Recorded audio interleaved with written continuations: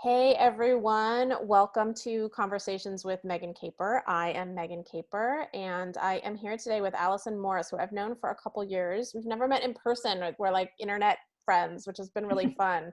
But we've had some really good conversations over the years and I'm really excited to have her here. And we want to talk to you about some like cool, deep shit. Alison and I love talking about our nervous system. We're both super nerdy about like our nervous system and brain and then emotions. So welcome, Alison. Do you want to say a little bit about yourself or say hi or whatever? Yeah, thank you so much for having me. I'm looking forward to this. What can I say about myself? Well, yeah, I am a little bit of a nervous system geek through necessity, Yeah, not merely curiosity, although the curiosity has kind of kept me going because it's so fascinating yeah, and fun to kind of understand how we work. And for me, I started learning all about all of this because of my daughter, and frankly, getting really triggered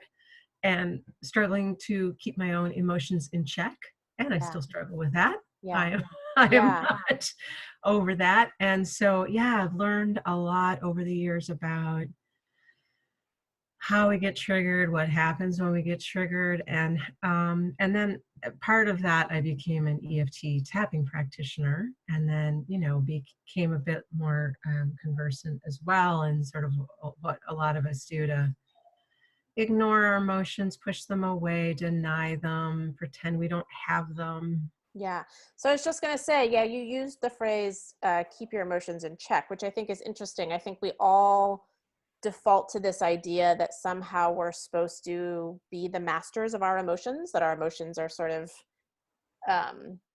that we should be able to control them, or we should be able to manage them, or we should be able to, and not that they are like part of our part of our holistic body, part of our nervous system, part of our spiritual journey, right? Yeah, um yeah. and And it's so interesting because I think we've come to that in for a few different reasons. One is um, they're kind of inconvenient, right? They yeah, pop up sometimes at the worst times. Um, and of course, many of us were scolded or shamed or mhm, punished or ridiculed or whatever yeah, by our parents or friends or others when we were young. And we learned that other people don't like it very much yeah, when we cry, when we get mad, yeah, things like that, right? They push other people's buttons, and people wanted us to not have those feelings or not express them if we did have them. right. So funny, I was just talking to my therapist last week about this, and she asked me, what did your parents say when you were angry, when you were a kid? And I never really stopped to think of it as an adult, but they said basically they would say like, we won't talk to you until you're being more rational, right? But it Yeah, was this idea that I wasn't going to be listened to until I could manage my emotions, that I had to do one right. and then the other. And that there's something actually unacceptable about you in that state. Yes, yeah, that I Yeah, had like to be sent away. Like a lot of times they would say like, go to your mhm. room, get yourself together. Right, right. We can't manage you in that. That's messy, it's uncomfortable, or it's impolite, Right, right? Especially for girls. The girls can't get mad, the boys can't cry, right, right? So yeah. there's all that gender It's role kind gendered of too, yeah, which nonsense is so weird. Yeah, yeah. that's built Um, into that as well. Yeah. yeah. And it's just been so interesting. I mean, even as an adult, we carry around those messages and they modify our nervous systems, right? So like emotions are part of how we regulate our nervous system, right? They don't come up by accident. They come up because they have something that they need to tell us or that we need to experience in the moment, right?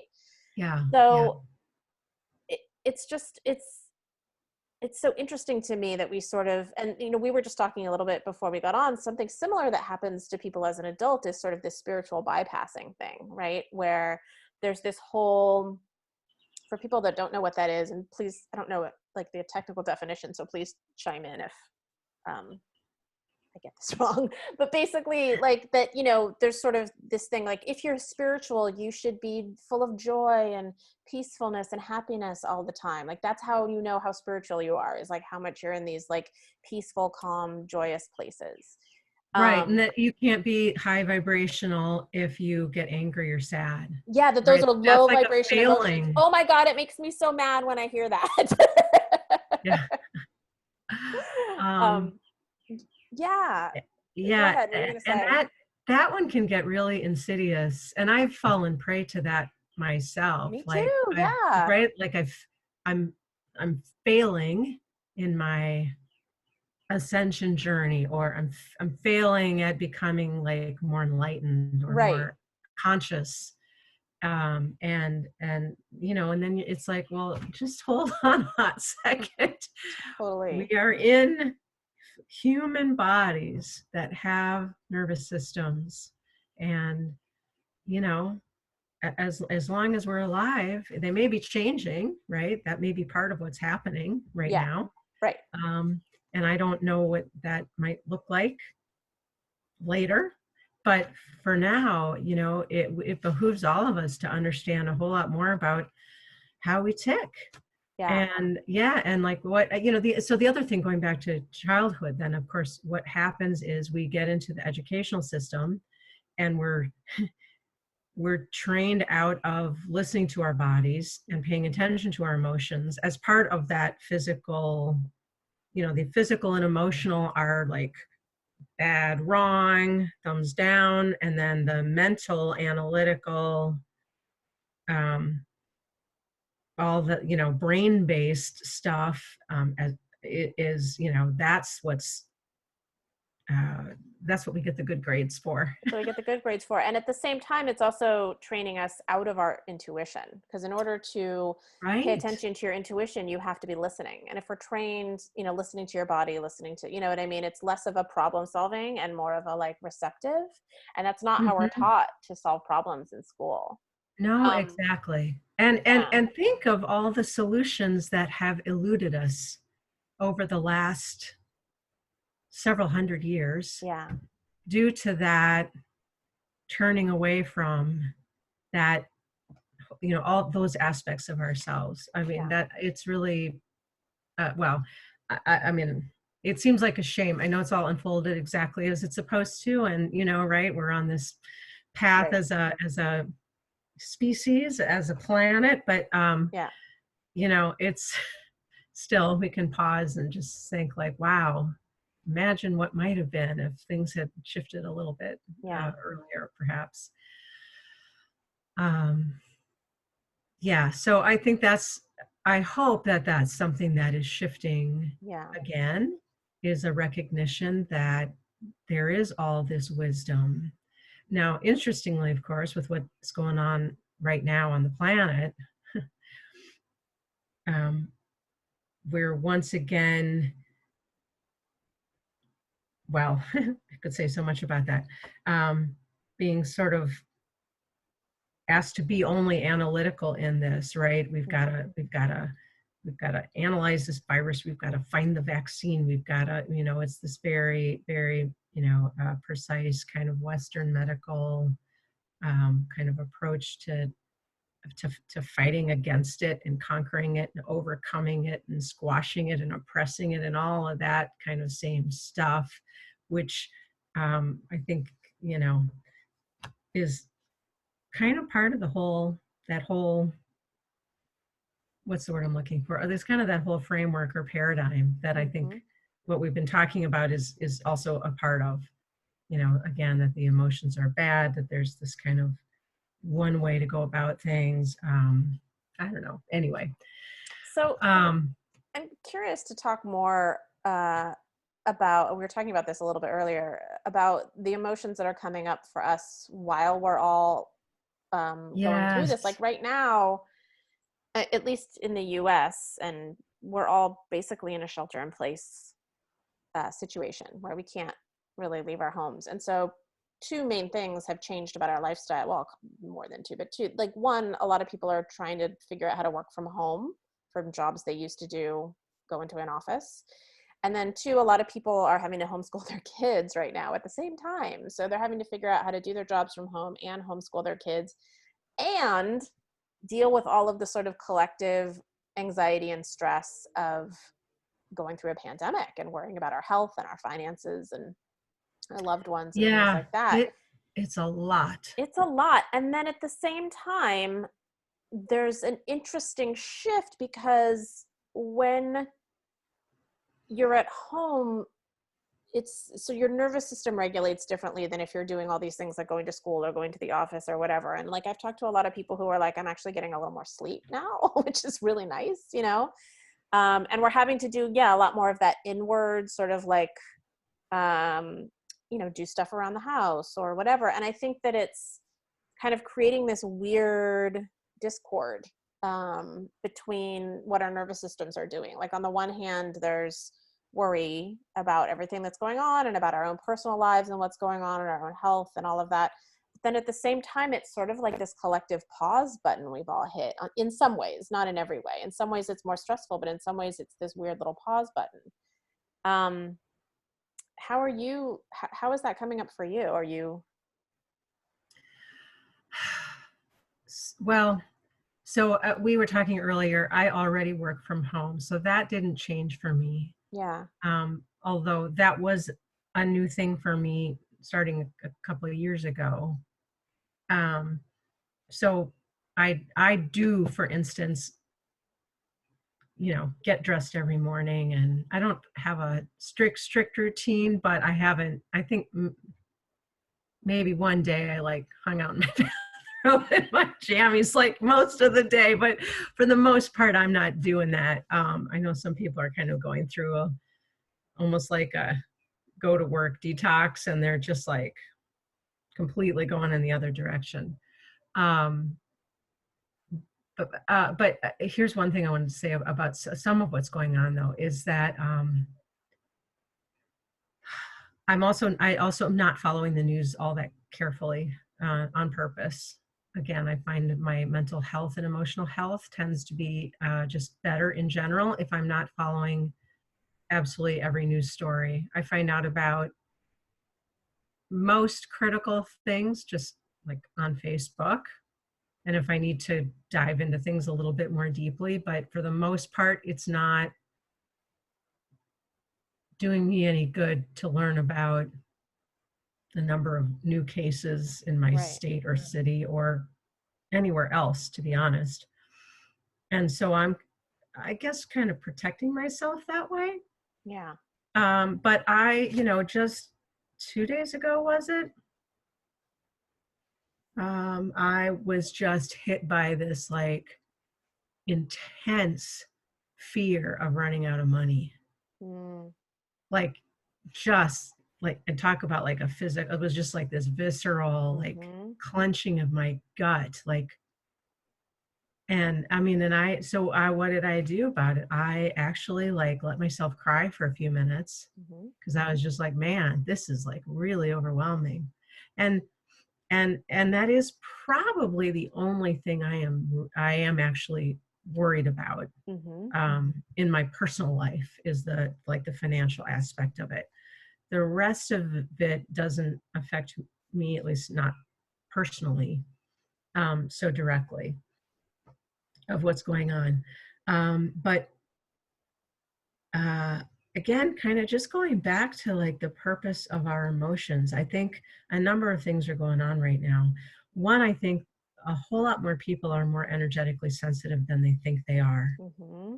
So they are feeling, like you mentioned, the collective energy. I think way more people are feeling that than they recognize. Yeah. So it's not just their fear, their worry, their anxiety. It's from wherever it's Mm-hmm. coming from. And then I think, of course, our kids are picking up on that. I think if you have children, I think they're even more sensitive than most of the adults, and they're picking up on your fear from, from the parents. So they're kind of getting it from two places that way. So I think a lot of kids are really feeling a lot of anxiety right Yeah. now. Um, Yeah. which which leads me a little bit to a side. I personally am of the view that attempting much homeschooling at all, unless you love it and your kids are like all into it, is just like not Yeah. not necessary at this time. Like that is one stressor. And I know there will be people who are like, but my kid's about to go to college and their grades and this is, this could destroy their future. And I guess I don't know what to say about that, except that I think the future is going to be Different. different. Yeah. Well, And and also, I'm not sure it matters. And maybe this is a time to think about whether that is in fact the most important thing right now. yeah, I think too, not only with kids, but even just individuals, I hear a lot of people talking about like, oh, I'm going to get up and I'm going to do like 100 push-ups every day. And then I'm going to finally finish that patio in the backyard that I've been wanting to do forever and all of that. And I think it's just important to remember that this isn't like we just all collectively got a month off from work, right? We are trying to manage working kids, homeschooling, and all of the stuff that's coming up for us, the financial worry, the all the other stuff, feeling all that collective stuff. We are all empaths, whether or not you know we sort of have been able to identify that or not. We all have mirror neurons. Here I am getting geeky, right? We all have these mirror neurons in our brain Yeah. that are designed to fire the same emotion as the person that I'm talking to. So there's like physical evidence that we're all empaths. And I think some people are probably more tuned into that or develop that skill more than others, but we all have it. It's part of our brains. It's part of our neural makeup is that we actually mirror the emotions of the person that's standing right in front of us, right? Or the emotions of the people we're seeing on TV or, whatever. Which is like, why you cry at a Hallmark movie or, a Exactly. sappy Exactly. commercial.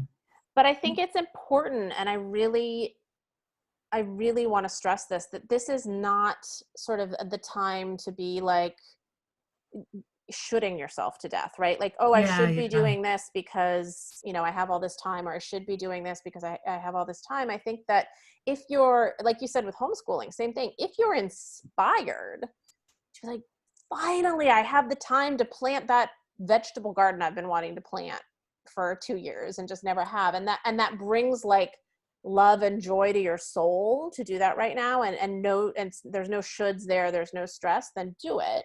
Yeah, exactly. But otherwise, like, I think that what's really been coming up for me, and I think is really important, and sort of gets to your point of, whether people should be like preparing their kids for college or not, or worried about that, is like, this is a time for us to all like step back, sort of reevaluate and get more heart centered, right? Get more Yeah. heart centered.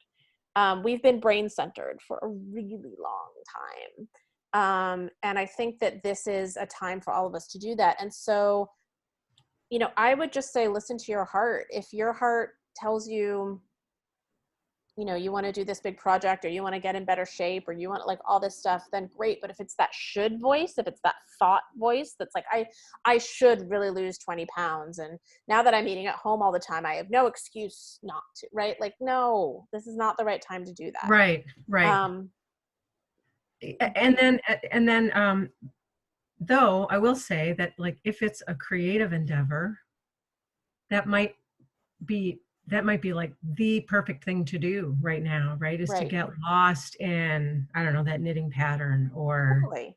Yeah. And again, that's like that the thing of like, planting the garden, right? But if it's like feeding you and like yes.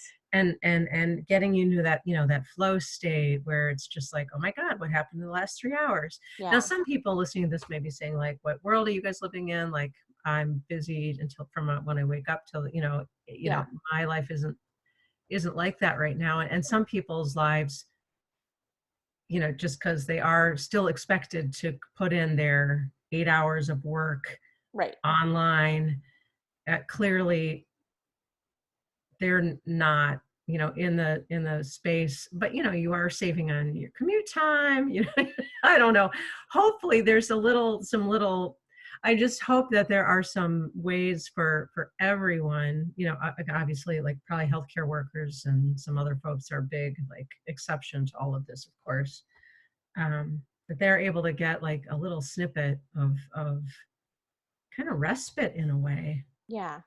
Well, I guess my point was sort of like to what Mhm. you said, like, don't hold on to those old ideas of necessarily what's important and what you should be doing, Oh because God, yeah. things are And all changing. the So even for healthcare workers, I mean, the healthcare workers I know are so, like, they're carrying so much right now, both in terms of workload and anxiety. And a lot of them are working in facilities where the family members can't visit anymore, so now they're like the only visitors that come into these people's rooms, when they so there's a lot. And but even yeah. that, it's like, okay, so what heart-centered practices can we practice there? A lot of it is going to be being a lot more kind to yourself, or maybe it's accepting kindness from other people, because there's a lot of like love, the people that have been standing out on their balconies like singing to the healthcare workers and Yeah, applauding yeah. them and stuff, right? Allowing it in. Yeah. Allowing it Receiving in, it. right? And so I just like, I feel like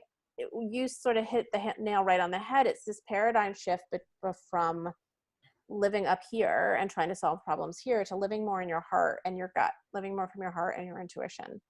um and your emotions Are a big are part of that. such a Yeah. huge, like, helpful um sort of way of finding that direction, right? Or way of Well, and knowing. and the thing that happens is that, I mean, I'm sure heard the saying, what you resist persists, right? And Right. and and it does sort of hold true, I think, especially when we're talking about our emotional state. If we don't allow ourselves to feel what we're feeling, or we judge what we're feeling, right? We're in resistance, we constrict everything. It's it's like then we're holding on to it even longer, right? So even the etymology of emotion is e movere, right? It's about motion, it's about movement, it's Mm, about flow. Our emotions aren't supposed to be like with us forever, right. but we tend to get scared, especially if it's a bad emotion, but even when it's a good one, right? We're worried that We'll it'll lose be it. fleeting, Yeah. momentary. But Yeah. that's the nature of emotional states, Yes. that they flow, they come, they go, they move in and out. That is what they are intended to do. And and if we allow ourselves to feel them, even if they're the bad ones, what usually happens is that they leave. We get scared they're going to stay with us forever. Right. We'll never feel better, right? That's the fear. Right. I'll feel this awful always. And, that's rarely the case. Yeah. um, and, but we have been so brainwashed about that, being emotional is a bad thing, Hmm. that we have all learned to just like, no, no, just like put it in a box, we're just going to stuff it down over here, I'll deal with that later. But then we never go back and deal with that. And it, ultimately it's a very unhealthy way to live. And then what happens, right? Then we explode. That's when we get explosive anger, Yeah. because we've not learned how to be angry in any kind of a healthy way. I Right. would say that's true for probably most of us alive, at Right. least in the West. Yeah. Yeah. Um, Anger, or we get stuck in depression because we feel like we can't express whatever it our is we need to needs, express, yeah, our needs, right? yeah, I think when I remember learning, when I was studying some Chinese medicine philosophies, ideas, and learning that they correlate emotions with the five elements, right? And the five yeah, elements you can correlate with the seasons, right? There's all these things that are cyclical, right? Like every, life and death, and breathing is cyclical, heartbeat is cyclical. Like we live in a world of cyclical right, absolutely. things, right? And your emotions, I remember learning, and now I'm gonna now that I'm trying to remember right now, I'm not going to be able to correlate them, but I remember it was like, you've got joy, right? Something makes you happy. And then because of the nature of life, because things change, that is going to shift, right? So that thing that was making you super happy is going to shift. Well, then you have to grieve that you're losing something, right? Whether it's a person or a job, or even just like an afternoon that was really fun and then it's ending, right? And you have to sort of Right. that that's over. So then you go into sadness. And then from sadness, you go into anger, right? Anger that, I can't have that anymore, right? That sucks. I want that back. And then from anger, you can then go into, if you really use anger correctly, it's pointing you towards what was it? What was it that you really loved that you're pissed that it's gone, right? Or what is it that, you want to change because you don't like the way it is? And anger can direct you towards, oh, well, I'm angry because I don't have that thing anymore. Well, I'm going to go get more of that thing, whatever it was that sparked the joy in the first place, right? And so then from the anger, you can go back into working towards that thing that made you happy and then find the joy Yeah. again, right? And then it Right. comes up again. And then because the nature of life is that nothing is permanent, that changes, you lose that, you go into grief about that, right? And that it's this cycle. And then if you Mhm. are getting stuck in any of those places, it's not healthy because that would be like getting stuck in part of your breath cycle, right? If I breathed in, great, I have oxygen, yay, maximum joy, right? I have maximum life force right now. But if I never let that pass and breathe out and deal with, then I would die, right? So the idea Yeah. that, you know, it's a fundamental law of our reality, of our universe, of our existence, that things go in cycles and that each part of the cycle has a purpose, right? I mean, if you think about like spring is fantastic, there's flowers, it's amazing, right? Like all this beauty and all this color. And then we go into fall, summer, fall, the trees start losing their leaves, the flowers die. Oh, isn't that sad, right? Winter, oh, isn't that terrible, right? Like winter's that contraction, that grief, right? But if we didn't have that, everything would just rot and we wouldn't, you know what I mean? Like we need everything to die off and then grow again. Everything is cyclic, and that's part of a healthy system, is for things to be cyclic. Right. Which is why I sort of, and again, I'm not an expert with this either, even with myself, right? It's kind of this ongoing practice to try Yeah. to remember to welcome it all, Yeah. right? To We need it become all. We friends need it with all. all It's your all, emotions, yeah. right? Yeah. That they're not your enemy.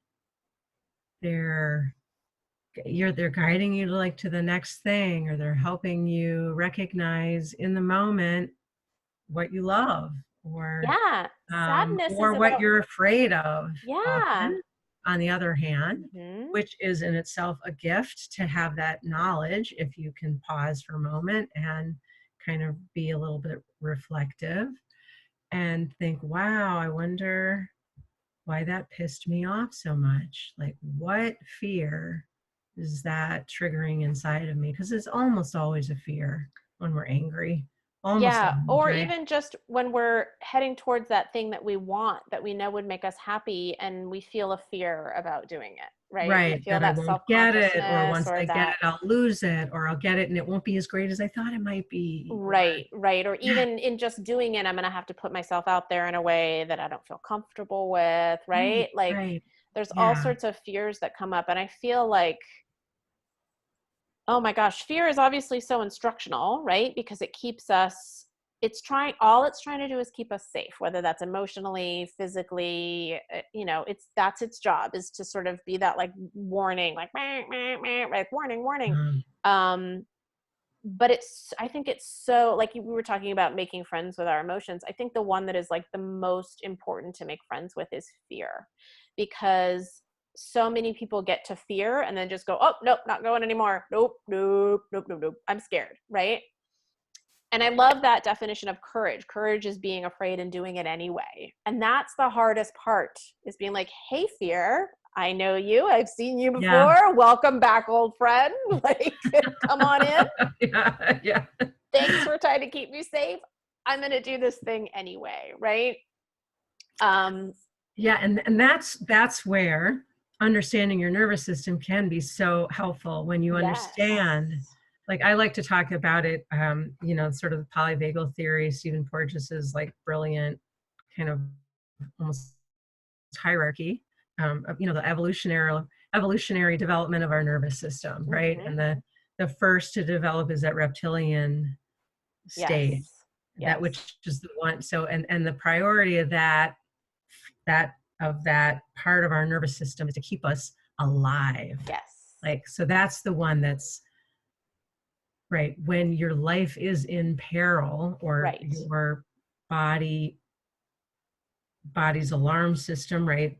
Something called neuroception, which is an unconscious threat detection Right. system. Right. Not conscious, but Right. unconscious. We have other systems that are like perception, which But is a these are the conscious. ones where we're reacting before we even know it. Like all of a Right. sudden you're running because you saw a lion. You don't think like I should run, like you just run. Right. Like And so, right, so that's the one that, right, that keeps us alive. And then there's the second one, which we know of as the fight or flight response, our mhm. sympathetic nervous system, which is to keep us safe, Mhm. right? And then the higher order one, which is the one that developed the most recently, is to keep us in social engagement with other people, Yeah. which is another form of Another safety, form of right? Because safety. And we are built to be in connection and relationship with people. We grew up in tribes, it right? used to be that you wouldn't, Isolation is if you one of got those. ostracized from the tribe, if you got sent off into the desert, that was a Yeah, death sentence, right? right. So So isolation is a huge fear for so many it people. is. And isolation, not being isolated, they're finding like how it affects our immune system, that your state of health and longevity, and even like the state of the little ends of your DNA, your Oh, telomeres the are, telomeres, yeah. yeah, Get are shorter, all yeah, like the more that you have genuine connection with people, the healthier you are, the healthier your DNA is. yeah, Even like yeah, your immune system, your DNA, everything. And so we are built to be in connection, and I think that right. that can be connection to another human, right? Like making that genuine heartfelt connection, feeling that oxytocin in your brain go because you've made that, like, you know Yeah, connection the with someone, bonding, yeah. the bonding connection. And then it can be connection to self, which so many of us are missing. We beat ourselves up all day every day, and you can get love from yourself. I promise you, you can get to a place where you are genuinely loving yourself with all of your faults. You're having compassion for yourself, you're having forgiveness for yourself, you're having Hmm. kindness and grace for yourself. All of that, I think, boosts, again, all of that stuff, immune system, DNA repair, all of that.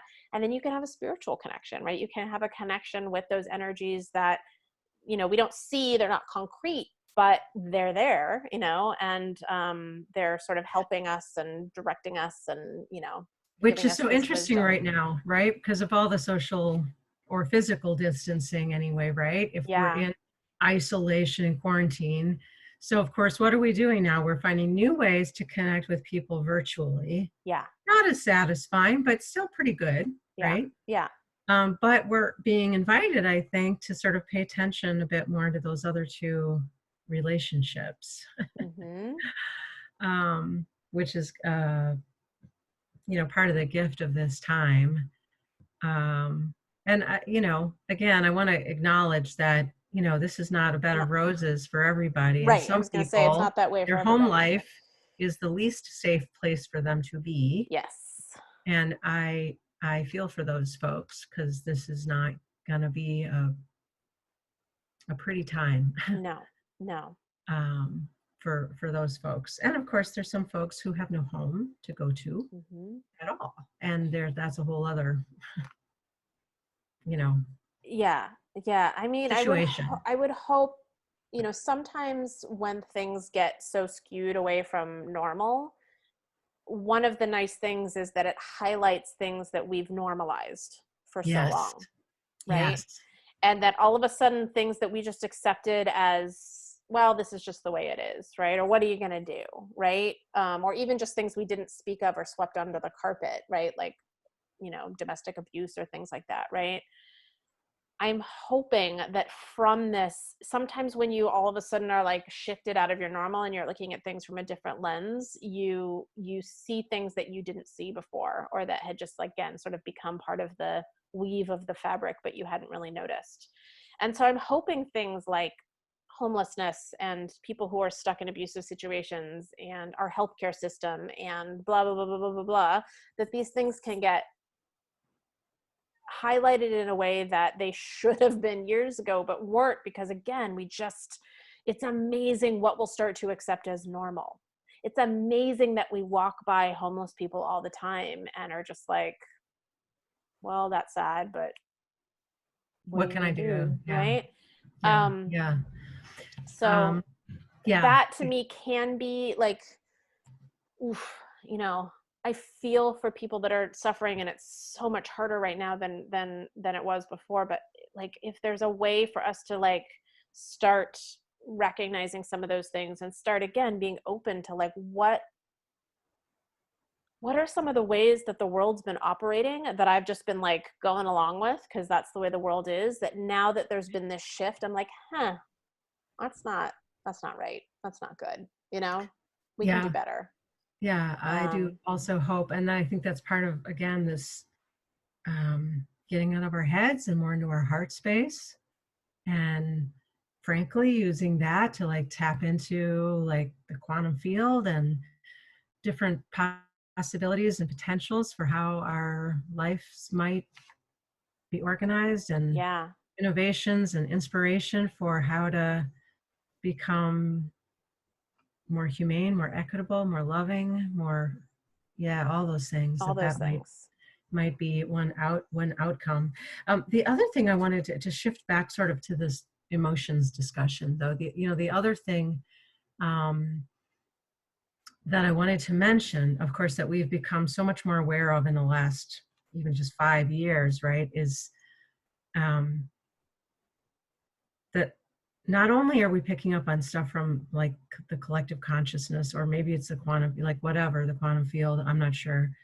Um, we also know that we have epigenetic, like emotional baggage. Mm-hmm. The trauma, right? I think, is it 20 generations now Mm-hmm. that it's been tracked, Yeah. which is a lot.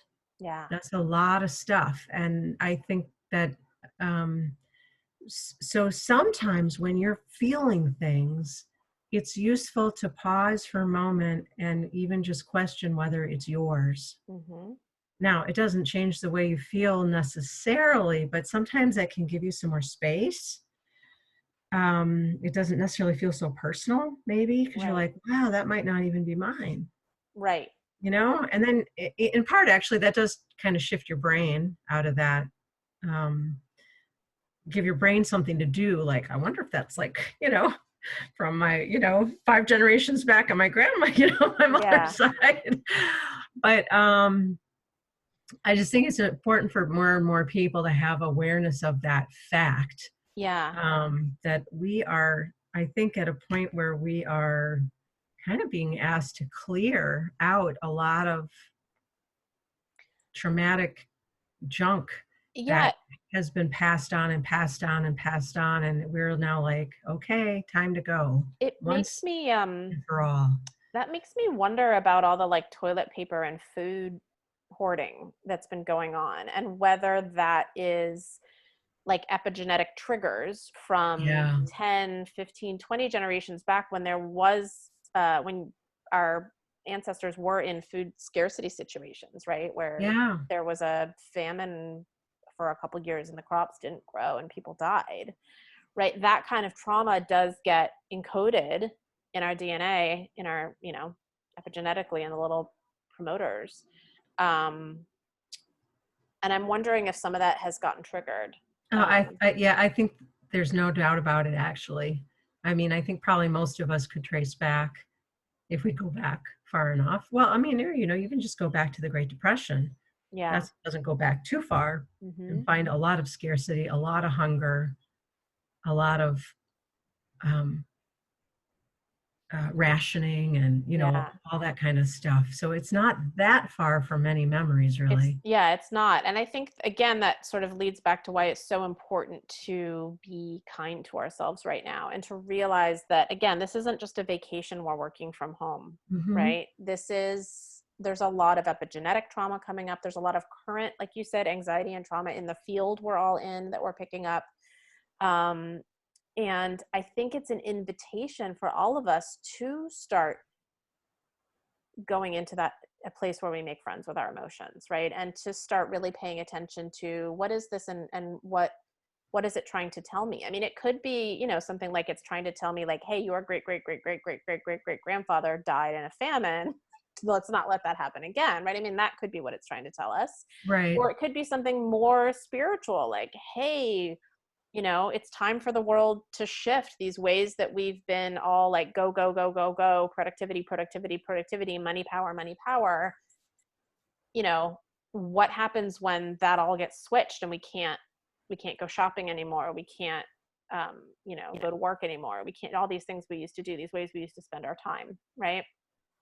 um a lot of those are coping mechanisms too, right? Like I Oh, will big totally, time. like I shop sometimes to make myself feel better. If I've had a crappy day, I will go online and buy myself something and it makes me feel better, right? Or I'll go to the store and buy something and it makes me feel better. But because of the economic fears and because of the stores being closed, like that, so it's sort of also for a lot of us, it's this invitation to pay attention to some of those things, some of those emotions that we have sort of squashed down or have kind of used other coping mechanism. And I have no, like, coping mechanisms are great, I think they're fantastic. Emotions are sometimes overwhelming and sometimes we need our coping mechanisms in Hmm. order to not feel something that intensely at that moment. I have no problem with coping mechanisms, but when you keep putting the coping mechanism on and on and on and on so that you never let the emotion come up, that's when it starts to be a problem. Right. And I do worry, that there, and I mean, put my hand up. I've spent way too many hours binge watching things Hmm. on Netflix or Amazon Prime or whatever. I do worry that some people will, like, it's the only thing left. So that's like, Yeah. they're going to spend all their time on that, or a lot more drinking. And again, as you mentioned, it's these behaviors that do come up because what are they doing? They're trying to soothe their nervous system Hmm. because we've got some trauma Hmm. that is expressing itself, that is making us agitated, right? So we might not be on full on. Well, here's another interesting thing that's going on, right? We might not be full on fight or flight response, but part of what's happening right now is that our flight response has been sort of chopped off, Hmm. right? Because we've been told, I mean, where I am, we're supposed to sort of mostly stay at home, but we can still go to parks. Mm. Like I went off to the up to the Mississippi River this morning to like see the water and being Yeah. with birds and be out in nature. And I saw like two people and, anyway, it was nice and isolated. But the perception that we have is that we can't escape. There's this sense that we're trapped, I think. And that is Hmm. also one of the things that's, I think, heightening people's anxiety a little bit. Like I can't leave. Where can I go? And we're used to being, right. We feel better when we know we can run, Right. Yeah. and we've just been essentially ordered not to, right? I think obviously people could go out and leave, but they're feeling a great societal pressure Right. not to do so. And so I think that's also heightening a lot of anxiety for people, again, just like understanding that that might be coming up for you because of the way our nervous system works. Yeah. That can give you just a little bit more of that kind of witness ability, just a Yeah. little bit more space where you can Yeah. be a tiny, just like a tidge bit more objective about what's going on for you. And then that can sometimes just give you a little bit of room so that you can realize that you haven't taken a nice deep breath like Yeah. all day. Just like Yeah. take a nice breath and give yourself a little bit of, again, space. I really like the idea of having some Yeah. space. I love that idea of becoming the observer for a moment. I mean, which is sort of one of the key tenets of mindfulness, right? Is that you're becoming the observer of what's going on. And if it's like somebody explained to me once, like if your whole brain is taken up by anxiety and you for a minute just stop and go, oh, okay, my chest is tight and I haven't been taking deep breaths and my thoughts are spinning, spinning, spinning. Oh, that's anxiety. Okay. you've now gone to the part of your brain that's observing and identifying and naming the anxiety. And that little part of your brain isn't anxious because it's observing the anxiety. It's a different Right. part of your consciousness, right? And so from there, if you can even just get there for a moment, right? And be like, oh, that's anxiety, or oh, that's stress, or oh, that's frustration, or oh, that's anger, or whatever it is you're feeling, right? Worry, sometimes I love looking at like the emotion wheel. Have you seen those where it like has the main Mm, emotions and then it breaks them down? And I'm like, right. what am I feeling? Like, you know what I Right. mean? Like Just it's the little frustration, but then slivers. under frustration, there's like these 5 other things that are like different types of frustration, right? Um, if you could sort of go through that and identify it, it does give you this moment of being the observer, which is a moment of respite, of being like, oh, okay. And again, it helps you in that quest to sort of make friends with your emotion, be like, oh, anxiety. Mhm. Like I sort of jokingly talk to my emotions. I'm like, hello, anxiety. Like, hello, anger. I see Oh, you. absolutely. Well, What are and you like trying to, Dan Siegel, I think, right, was the one who said, right, you got to name it to tame it. Mm, Again, it makes it objectifies it a little bit. It kind of puts a little bit of a package around it, right? It helps you recognize that you are not your emotions. mm-hmm. You like are Right, not your thoughts. right.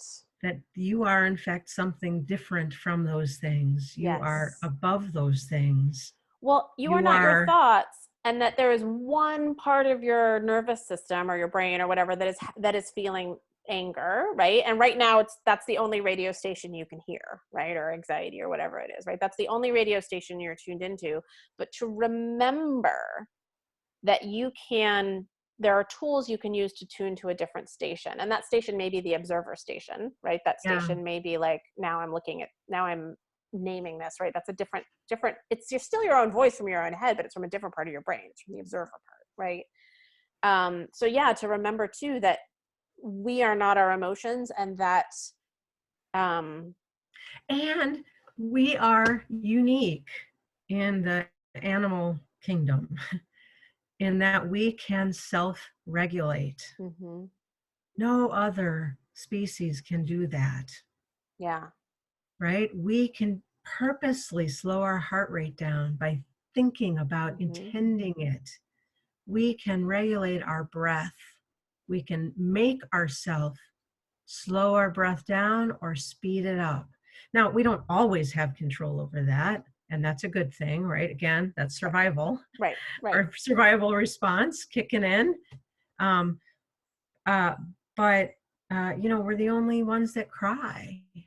mhm, Um, and we can sometimes make ourselves cry on demand too, right? I mean, we are kind of amazing at yeah, how we can, in fact, take charge of some of this. Now, the flip side of that is that I don't know, like control. I don't know, like I don't want to use the word like take charge, control, because then that feels all like orderly and like having power over it. right, And there's a kind of a flip side to that that I don't care for. So I really do think people want to become more like, again, they want to allow their emotions, allow them to flow through them, and not try to control them. But if you're in a real state of anxiety, again, anger, these other things that might be frightening or upsetting, we have a lot of power over how we can calm ourselves down. yeah, Oh my God. So there are probably 50 things I could rattle off, and I'm sure you're familiar with many of them, like right now, that are completely easy to do, that are accessible to anyone at any time, and are absolutely free that you can do to calm yourself down in like mhm, any moment. And we have all of those, that we have access to that if we can remember them. right. That's part of the issue, right? When we're in the moment, we get all caught up in ourselves. But my goodness, there's so much, and it's right, and it's not in a pill. Right. Yeah. And it doesn't involve having to pay somebody for help. Right? These are things that we can do for ourselves. I I think too, one of the things you just mentioned, which I think is really important, is that it's important to practice those things, whether it's EFT or deep breathing techniques or whatever. Like, there's a bunch of different stuff. It's important to practice those things when we're calm, when we're not in crisis, because there's a Mm, lot of neural networks that get formed and muscle memory and things like that that our brains are shut off to when we're in crisis, when we're in that fight or flight mode. Our brains are incapable of learning when we're in fight or flight mode for good reason, right? That is not the yeah, good time to like read a philosophy book and like try to absorb it, right? Like we just want to get safe. right. So I think And it's, yeah, important to create those neural networks and practice those things when you're calm, because then what happens is when you get flipped, when your nervous system gets flipped, then you already have the blueprint for them and you can access that blueprint because you've already learned it. right. So, I mean, and it's the same principle, right? That athletes use, that soldiers use, mm-hmm. right? They don't wait. Right. Yeah. You don't learn to wait how to fight or how to, shoot a basket on you're right. You don't wait until it's like the key moment Right.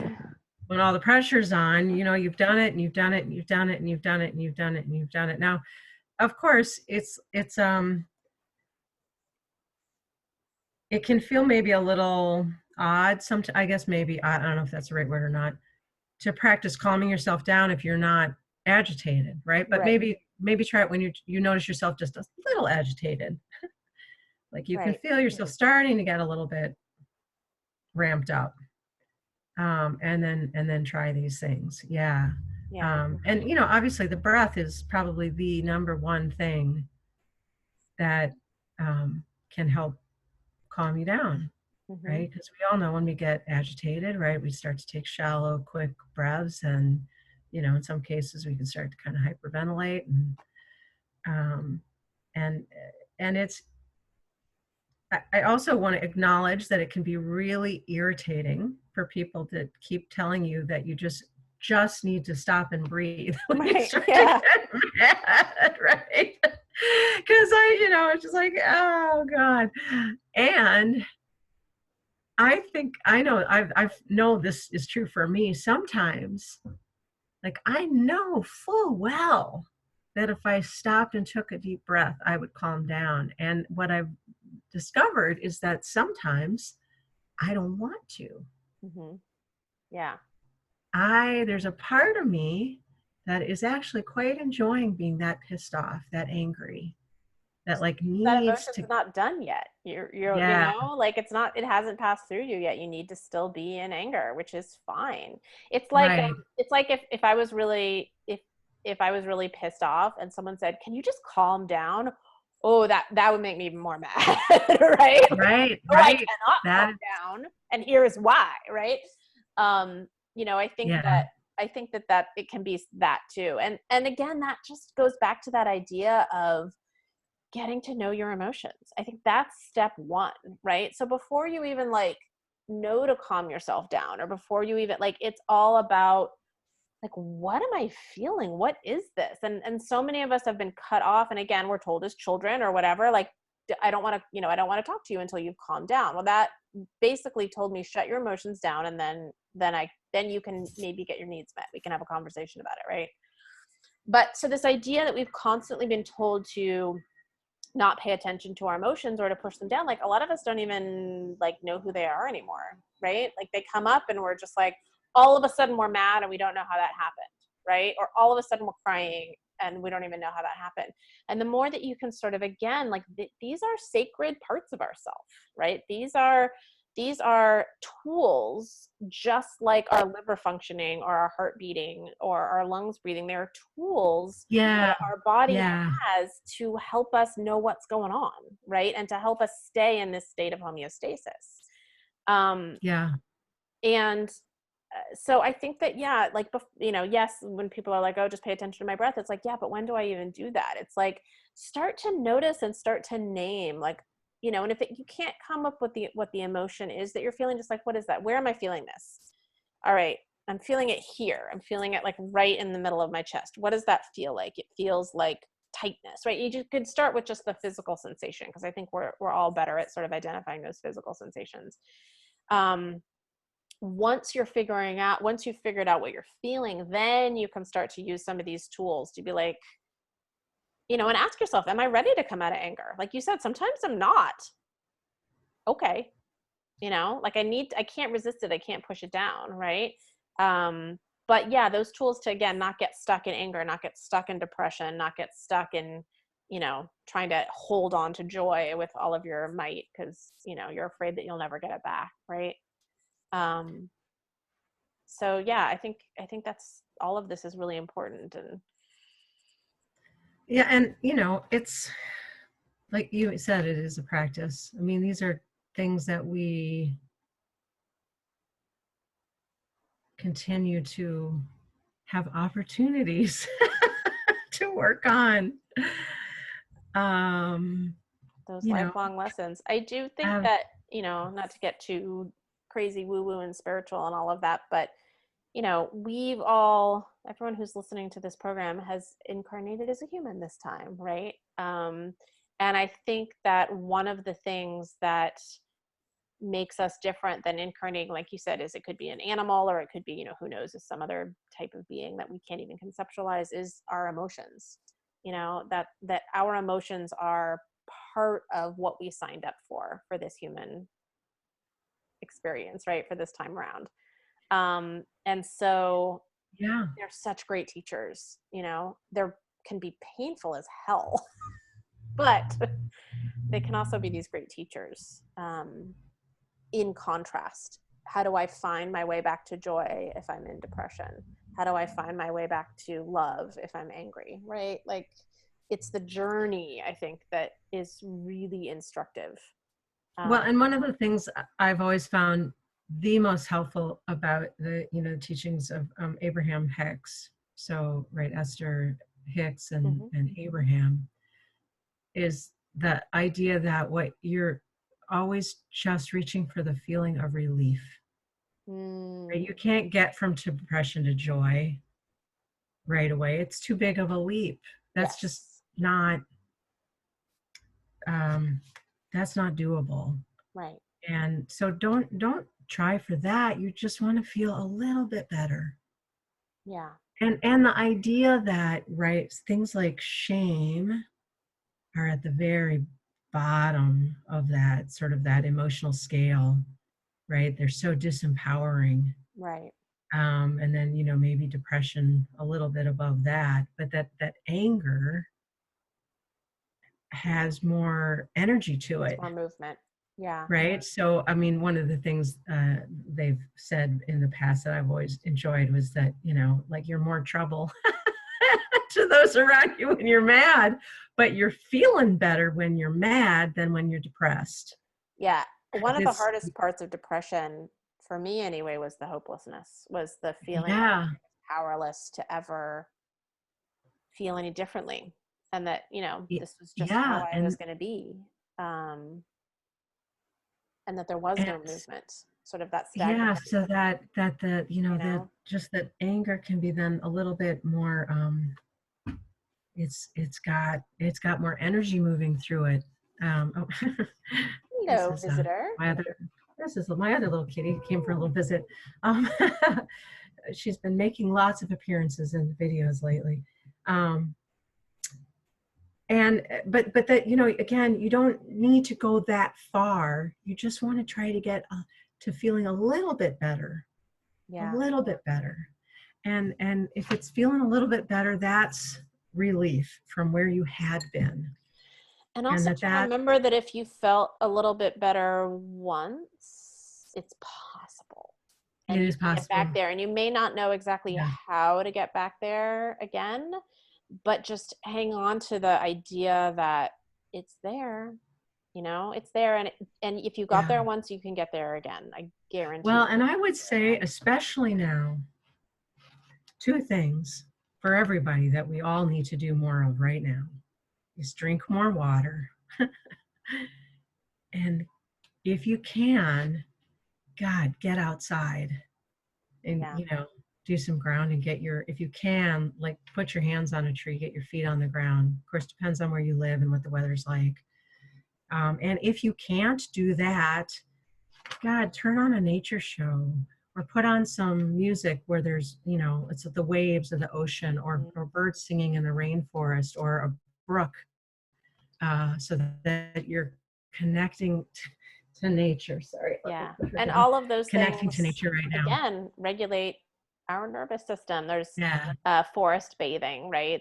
That they do, and I think was originally from Japan. This idea I that think so too. Yeah, when they measure people who go on walks through nature, again, nervous system, immune system, all your emotions, all these things come back to that more regulated state, that feeling of relief, of calmness, right? Of peace, yeah. of better functioning, of healing, right? That's where we heal. We have to be in that state of like, calm and peace to heal. Well, and So, yeah, and if we're able to do some grounding, and again, you can always imagine it too, right? Just mhm, intend that you're gonna come on, sweetheart. Okay, all right, I'll hold on to it for a little bit.